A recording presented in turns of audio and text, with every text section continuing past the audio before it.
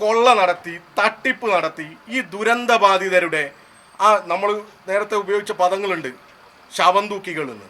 അത് അന്വർത്ഥമാക്കുന്ന തരത്തിൽ ഈ ദുരന്തത്തെ മുൻനിർത്തി പണം പിരിച്ച് മുക്കിയിട്ട് വീണ്ടും ഇതേ കോലായിൽ വന്നിട്ട് പറയുക, ഞങ്ങൾ CMDRFിലേക്ക് അല്ലല്ലോ കൊടുത്തത്.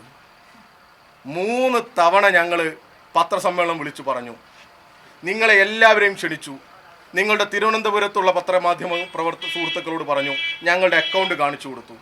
ഞങ്ങൾ പറഞ്ഞു, ഇനിയും സംശയം ഉണ്ടെങ്കിൽ നമുക്ക് ഒരുമിച്ച് ബാങ്കിലേക്ക് പോകാം. ഇനി പോട്ടെ, എൻ്റെ ഒരു വിവരാവകാശ രേഖയുണ്ട്, അതും കാണിച്ചു കൊടുത്തു. ഇതാ ഞങ്ങൾ കൊടുത്ത പണം, അതിൻ്റെ രേഖ. ഇത് തന്നതാരാ? State public information officer, project implementation unit, Wayanad township project. അതിൽ ഞങ്ങൾ കൊടുത്ത പണവും എല്ലാം ഉണ്ട്. ഇങ്ങനെ ഒരു 20 കോടി രൂപ കൊടുത്ത ഞങ്ങളെ ആക്ഷേപിക്കാൻ ഒരു ഉളുപ്പുമില്ലാതെ വന്നു നിൽക്കുന്നവരുടെ വാർത്തകൾ എത്ര മനോഹരമായിട്ടാണ് നിങ്ങളിൽ പലരും നിങ്ങളുടെ ചാനലിലൂടെ കാണിക്കുന്നത്. യഥാർത്ഥത്തിൽ ഇതിലൊരു മാധ്യമ മാന്യത നിങ്ങളിൽ പലരും പുലർത്തേണ്ടിയിരുന്നു. ഒരു സമൂഹത്തിൽ ഒരു അപകടമുണ്ടായി, ആ അപകടത്തെ മുൻനിർത്തി നമ്മൾ പലരും നമുക്ക് ചെയ്യാൻ പറ്റുന്നതൊക്കെ ചെയ്യുന്നു. അങ്ങനെ ചെയ്യാൻ പറ്റുന്നത് ചെയ്ത ഒരു സംഘടനയെ സംശയത്തിൻ്റെ മുനയിൽ നിർത്തുകയും ഇതൊന്നും ചെയ്യാതെ ഇത് മുഖ്യതാണോ അല്ലെങ്കിൽ അവരുടെ കെടുകാര്യസ്ഥതയാണോ എന്നൊന്നും അറിയാതെ നിൽക്കുന്ന ഒരു സംഘടനയും ഇതൊക്കെ ചെയ്ത് നല്ല രീതിയിൽ അച്ചടക്കത്തോടു കൂടി ഈ പ്രവർത്തനത്തിൻ്റെ ഭാഗമായ ഒരു സംഘടനയും ആ 2 സംഘടനകളെയും നിങ്ങൾ വേണ്ട രീതിയിൽ വിലയിരുത്തിയോ എന്നുള്ളത് കൂടി ഈ സമയത്ത് ചോദിക്കുക. യഥാർത്ഥത്തിൽ ഈ യൂത്ത് കോൺഗ്രസും ഈ കോൺഗ്രസും ഒക്കെ എന്താ പറയേണ്ടത്? അല്ലെങ്കിൽ അവരെന്താ ചെയ്യേണ്ടത്? DYFIക്കാരൻ നടന്നു വരുമ്പോൾ ഞങ്ങളുടെ DYFIയുടെ സംസ്ഥാന ഭാരവാഹികളൊക്കെ പോട്ടെ, ഞങ്ങളുടെ ഒരു യൂണിറ്റ് സെക്രട്ടറി നടന്നു വരുന്ന വഴിയിലുണ്ടെങ്കിൽ കേരളത്തിലെ യൂത്ത് കോൺഗ്രസിൻ്റെ സംസ്ഥാന അധ്യക്ഷൻ എണീറ്റ് നിന്ന് അവൻ്റെ മടുക്കുത്ത് അയച്ചിട്ടിട്ട് കൈകൂപ്പി നിൽക്കണം. നാണം എന്ന് പറയുന്ന അല്പമെങ്കിലും ഉണ്ടെങ്കിൽ അതാ ചെയ്യേണ്ടത്. അല്ലാതെ ഇവിടെ വന്നിട്ട് വിടുവായുത്തം വിളിച്ചു പറയല്ല. കൊതിക്കറിവുണ്ടാകും സതീശനും അതുപോലെ തന്നെ ഈ പറയുന്ന ചില മാധ്യമ പ്രവർത്തകർക്കും ചില യൂത്ത് കോൺഗ്രസ് നേതാക്കന്മാർക്കൊക്കെ ഉണ്ടാവും. കാരണം അവർക്ക് പറ്റിയിട്ടില്ല, ഞങ്ങൾക്കിതൊന്നും സാധിച്ചില്ല എന്നുള്ളത് അവർക്ക് പറയാം.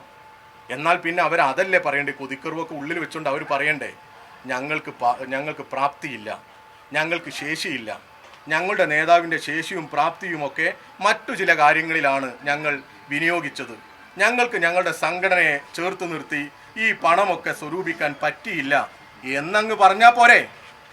പിന്നെയും ഇങ്ങോട്ടാണോ ഈ വെല്ലുവിളിയും ആക്ഷേപമൊക്കെ വേണ്ടത്? അല്ലല്ലോ. അതുകൊണ്ട് എനിക്ക് എൻ്റെ പ്രിയപ്പെട്ട മാധ്യമ സുഹൃത്തുക്കളോട് പറയാനുള്ളത്, കോൺഗ്രസോ യൂത്ത് കോൺഗ്രസോ അതിൻ്റെ നേതൃത്വവും ചിലപ്പോൾ നന്നായിക്കൊള്ളുന്നില്ല. പക്ഷെ പൊതുസമൂഹമുണ്ട്. ഇനി അപകടം ഉണ്ടാവാതിരിക്കട്ടെ. ഇനി അങ്ങനെ ഉണ്ടായാൽ ഇതിലൊക്കെ ഇറങ്ങി പ്രവർത്തിക്കുന്ന ഒരു വിഭാഗത്തെ, അവരുടെ ആ ഒരു സംഘടിത സ്വഭാവത്തെ, അവരുടെ ഒരു നന്മയെ ഒക്കെ ഇകഴ്ത്തി കാണിക്കാൻ നിങ്ങൾ ദയവ് ചെയ്ത് മെനക്കെടരുത്. ഇവരുടെ കൊതിക്കറിവും അവരുടെ കുശുമ്പും അവരുടെ ഉളുപ്പില്ലായ്മയും ഒക്കെ അവരുടെ തൊലിക്കട്ടിയും ഒക്കെ ഈ നാടിനറിയാം. അല്ലെങ്കിൽ നിങ്ങൾ ഒന്നുകൂടി അറിയിച്ചു കൊടുക്കണം. അതിനു വേണ്ടിയായിരിക്കണം നിങ്ങൾ പരിശ്രമിക്കേണ്ടത്. അവർ പറയുന്ന എന്ത് വിടുവായുത്തവും വാർത്തയാക്കി കാടാക്കി നിങ്ങൾ ഇറക്കരുത്. നിങ്ങൾക്ക് എന്ത് സംശയമുണ്ടെങ്കിലും ഞങ്ങളുടെ അക്കൗണ്ടുമായി ബന്ധപ്പെട്ടോ ഞങ്ങൾ പിരിച്ചതുമായി ബന്ധപ്പെട്ടോ ഒക്കെ ഉണ്ടെങ്കിൽ നിങ്ങളുടെ മുമ്പിൽ വെച്ച് തന്നതാണ് ഞങ്ങൾ.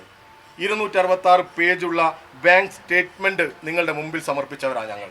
ആ ഞങ്ങളെ നിങ്ങൾ കൈയടിച്ച് സ്വീകരിച്ചിട്ടില്ലെങ്കിലും ആക്ഷേപിക്കരുത്. ഈ യൂത്ത് കോൺഗ്രസ്സുകാരൻ്റെ ഒന്നിനും കൊള്ളാത്തവൻ്റെ ഈ ജൽപ്പനങ്ങൾക്ക് നിങ്ങൾ ചെവി കൊടുക്കരുത്. ഞങ്ങളിപ്പോൾ ഇവിടെ വന്നു നിന്നത് ഈ സമൂഹത്തിൽ ഇവരുണ്ടാക്കുന്ന തെറ്റിദ്ധാരണകളെ ഒന്നുകൂടി ജനങ്ങൾക്ക് മുമ്പിൽ അവതരിപ്പിക്കണം എന്നുള്ള നിലക്കാണ്. ഈ വീടിൻ്റെ പണി ഇവിടെ നടക്കുന്നത് പൂർണ്ണമായും കഴിഞ്ഞ് അവർക്ക് കൈമാറിയതല്ല. 178 വീടാണല്ലോ. ഞാനും നിങ്ങളും ഒക്കെ ഈ ചടങ്ങിൽ വന്നതാണ്. വിഷുവിന് കൈമാറും എന്നുള്ളതായിരുന്നു നമ്മളൊക്കെ പ്രതീക്ഷിച്ചത്. കുറച്ച് ദിവസം വൈകിയിട്ടുണ്ട്. അതിൻ്റെ കാരണങ്ങൾ മന്ത്രിയും മറ്റു ബന്ധപ്പെട്ട ULCCയുടെ ആളുകളൊക്കെ നിങ്ങളോടും സൂചിപ്പിച്ചു. ഇവിടെ സംഭവിച്ചതിനെക്കുറിച്ചും അവർ വിശദീകരിച്ചു. 60ഓളം ഗുണനിലവാര ടെസ്റ്റുകൾ നടത്തുകയാണ് ഒരു വീടിന്, ഇങ്ങനെ കൊടുക്കുന്ന വീടുകൾക്ക്.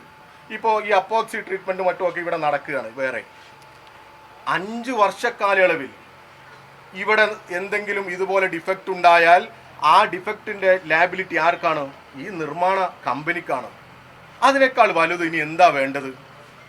എന്നാൽ ഇപ്പോൾ ഉണ്ടാകുന്ന ഈ പ്രചരണങ്ങൾ കൊണ്ട്, ഈ പ്രചരണ കോലാഹലങ്ങൾ കൊണ്ട്, ഈ സതീശൻ്റെയും മറ്റുമൊക്കെയുള്ള ഒരു താല്പര്യങ്ങൾ കൊണ്ട്, ചിലരുടെ രാഷ്ട്രീയ താല്പര്യങ്ങൾ കൊണ്ടൊക്കെ ഉണ്ടാകുന്നത് എന്താ?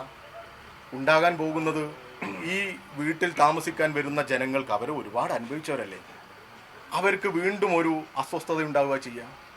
ഇത് ഇവർക്ക് പൂർണ്ണമായും താമസിക്കാൻ വേണ്ടി കൈമാറിയിട്ടില്ല. 10 ദിവസം കൊണ്ടുകൂടി കൈമാറുന്ന മറ്റുമാണ് നിങ്ങളോടും ഞങ്ങളോടൊക്കെ പറയുന്നത്. അതിന് ടെസ്റ്റ് നടന്നുകൊണ്ടിരിക്കുക. 101 വീട്ടിൽ പൂർണ്ണമായും ടെസ്റ്റ് നടത്തി അതിൻ്റെ എല്ലാ പൂർത്തീകരണ ഘട്ടത്തിലേക്കും എത്തി. ഇപ്പോൾ അത് അവിടെയും കാണുന്നുണ്ട്. ആ കാണുന്ന ചിത്രത്തിലൊക്കെ കാണുന്ന അവരുടെ വീണ്ടുമുള്ള ആ ലാസ്റ്റ് ലെയർ കോൺക്രീറ്റിംഗ്, ഈ അപ്പോക്സി ഉൾപ്പെടെയുള്ള വാട്ടർ പ്രൂഫിംഗ് പരിപാടികൾ നടന്നുകൊണ്ടിരിക്കുക. അപ്പോൾ അത് നടന്നു കഴിഞ്ഞ് അവർക്ക് കൈമാറിയതിന് ശേഷം ഇനിയും ചിലപ്പോൾ ഉണ്ടാവും, കൺസ്ട്രക്ഷൻ അല്ലേ, ഇനിയും ചിലപ്പോൾ ഭാവിയിൽ ഒരു 6 മാസം കഴിഞ്ഞ് 1 വർഷം കഴിഞ്ഞ് എന്തെങ്കിലും ഒരു ചെറിയ പോരായ്മയോ മറ്റോ സംഭവിച്ചാൽ അതും എന്ത് ചെയ്യും? ഈ 5 വർഷത്തെ കരാറുണ്ടല്ലോ, അവർക്ക് ആ പണം അവരുടെ പൂർണ്ണമായും പണം കൊടുക്കാതെ ഹോൾഡ് ചെയ്ത് വെച്ചിട്ടാണ് ഇത് കൊടുക്കുന്നത്, ഈ വീട് കൈമാറുന്നത്. അപ്പോൾ അവിടെ വീണ്ടും അത് നികത്താം. എന്നാൽ ഇവരെ ഇങ്ങനെ പാനിക് ആക്കുകയാണ്. അപ്പോൾ ഒരു പക്ഷേ ചിലപ്പോൾ വി ഡി സതീശനൊക്കെ ഉദ്ദേശിക്കുന്നത് എന്തായിരിക്കും എന്നറിയോ? അപ്പുറത്ത് 230 വീട് നിർമ്മിക്കാൻ വേണ്ടി 3.5 ഏക്കർ സ്ഥലം അവർ എടുത്തിട്ടുണ്ട്. അതിലൊരു NB ഉണ്ട്. എന്താണ്? പണം പൂർണ്ണമായിട്ട് കൊടുത്തിട്ടില്ല. ആ 230 വീട്ടിലേക്ക് അവർ നിർമ്മിക്കുന്ന വീടുകൾ ആർക്കാണ് എന്ന് അവർ പറഞ്ഞിട്ടില്ല. ഉപഭോക്താക്കളുടെ ലിസ്റ്റൊന്നും പുറത്തു വിട്ടിട്ടില്ല. ഒരു പക്ഷേ ഇങ്ങനെയൊക്കെ ആളുകളെ വല്ലാത്ത കൺഫ്യൂഷൻ ഉണ്ടാക്കി, വലിയ പ്രയാസം ഉണ്ടാക്കി, ഇനിയിപ്പോൾ ഇവിടുന്ന് ആരെങ്കിലും അങ്ങോട്ടേക്ക് കിട്ടുമോ എന്നുള്ള ശ്രമമാണോ എന്നും അറിയില്ല കേട്ടോ. അവർ നിർമ്മിക്കുന്ന 230 വീട്ടിലേക്ക് ഈ കോൺഗ്രസ്സുകാരായിട്ടുള്ള അല്ലെങ്കിൽ കോൺഗ്രസിന് വേണ്ടി പ്രവർത്തിക്കുന്ന ആളുകളൊക്കെ ഉണ്ടെങ്കിൽ നിങ്ങൾ ഈ സർക്കാരിൻ്റെ വീട് ഉപേക്ഷിച്ചിട്ട് 15 ലക്ഷമൊക്കെ വാങ്ങി വരൂ, ഞങ്ങൾ നിർമ്മിക്കുന്ന 230 വീട്ടിൽ താമസിക്കാം എന്നുള്ള ഉദ്ദേശമാണ് ഇവർക്ക് എന്ന് പറയാൻ പറ്റില്ല. ഇനി അതിനു വേണ്ടിയാണ് ഇവർ പരിശ്രമിക്കുന്നതെന്നും അറിയില്ല.